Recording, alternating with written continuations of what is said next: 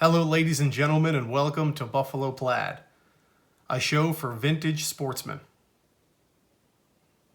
My name is Brady Kreitzer. I'm a professional historian studying the American frontier and the author of 7 books. I've been on television programs such as Into the Wild Frontier on INSP, and I'm also a historian of the American conservation movement. From the very beginning, Americans have been taking to the outdoors to make their living. They've been hunting, they've been fishing, and they've been foraging since human beings first arrived on the continent. It's a rich legacy, and it's one that I want to explore on this program.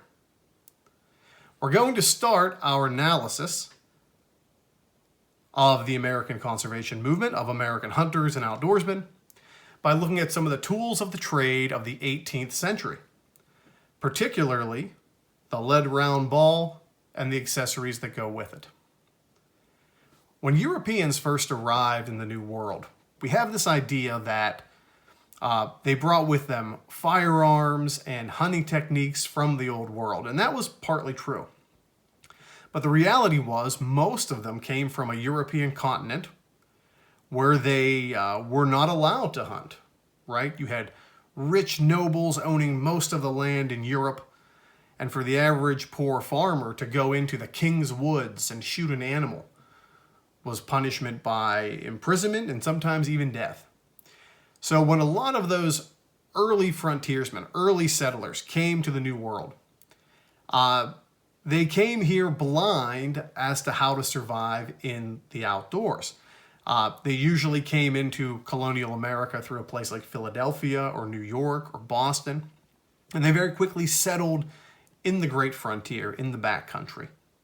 Along the way, they would purchase a firearm, usually a flintlock musket, and then they'd have to struggle to figure out how to use it.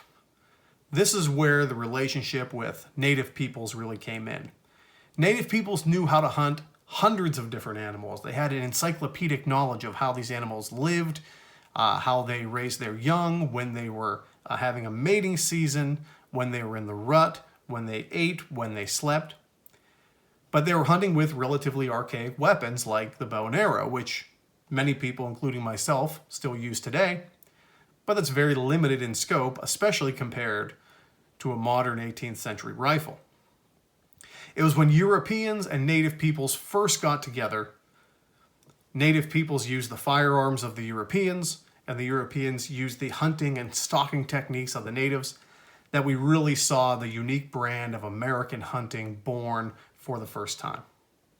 So what would an American hunter have had at his disposal in the 18th century? Well, all of them would have had something like what you see in front of me. The greatest driver, the greatest harvester of meat in the 18th century was right here. The lead round ball. Now, there's nothing fancy about this ball, but this is the precursor of all modern bullets and cartridges today. Anytime you take to the forest on a hunt, you're hunting with the great-great-grandchild of one of these babies. These came in a variety of sizes. The one I'm holding here is a 50 caliber round ball, but some came as small as a 32 caliber round ball, which you see there. Side by side, one has a very clear advantage. But keep in mind, at 32 caliber, this is larger in diameter than today's modern 30-06, a 30 caliber cartridge. So don't sleep on this for sure. But these balls would be loaded through the front muzzle of a musket or a rifle. They'd be forced down into the barrel. They would be pressed up against a charge of gunpowder, and they would be fired out. And in a good rifle, which many of the American rifles were, they'd be very accurate, even out to 100 yards. I think we often have an idea that these guns and these bullets were inaccurate. They're not. They're actually very accurate in the hands of a skilled shooter. Now, what was so unique about those rifles? Well, many of those rifles, unlike the rifles today, which are mass-produced, were made by the hand of a master craftsman. He built and designed the stock to his own specifications. He constructed the barrel and added the rifle twist inside.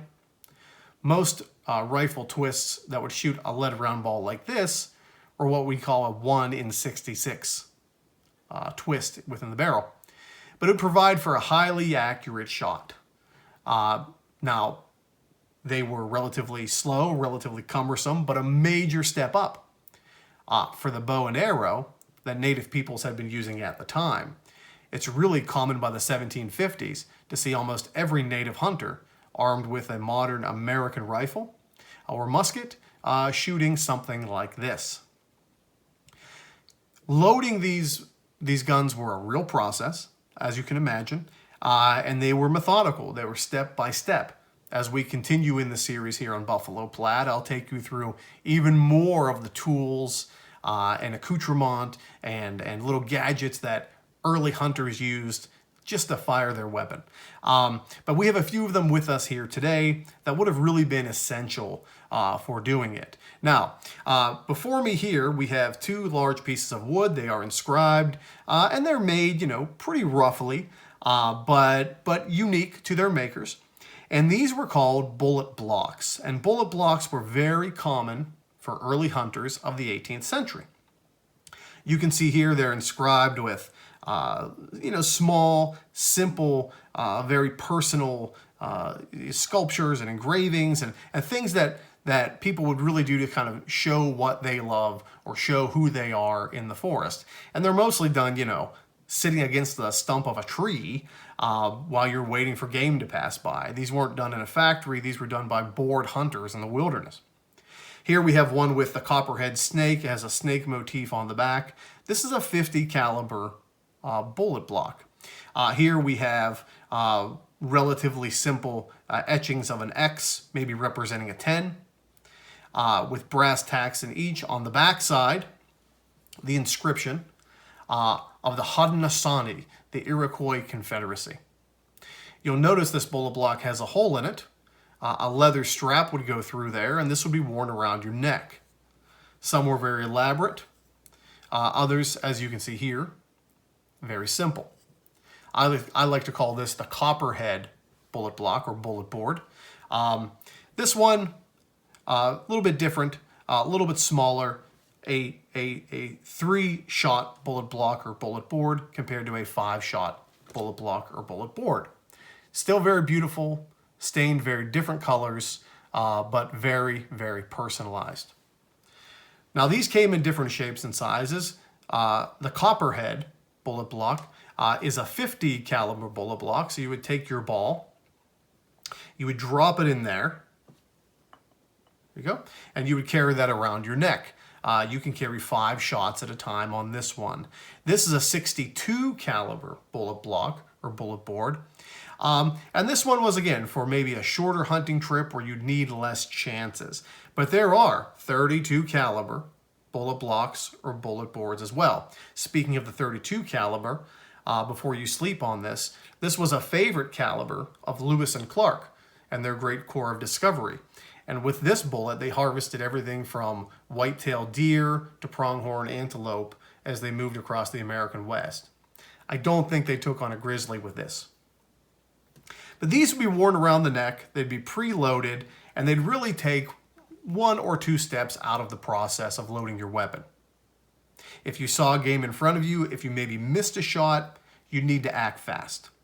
Now, how do you get this ball in this board into the barrel of your rifle? Well, you do it using one of these. This is called a short starter. And you can still find these in any sportsman supply or sporting goods store in America today. To get that ball into an appropriately sized rifle bore, it takes some work because you not only have to press it into the bore, but you actually have to inscribe the grooves of the rifle into that ball. In order to do that, you would take your short starter, you'd put your bullet block on the very top of your gun, right at the barrel. You would take your short starter, you'd push the bullet through, and then you'd ram it in all the way down into your barrel. It was basic, it was common, it was a tool that everybody had.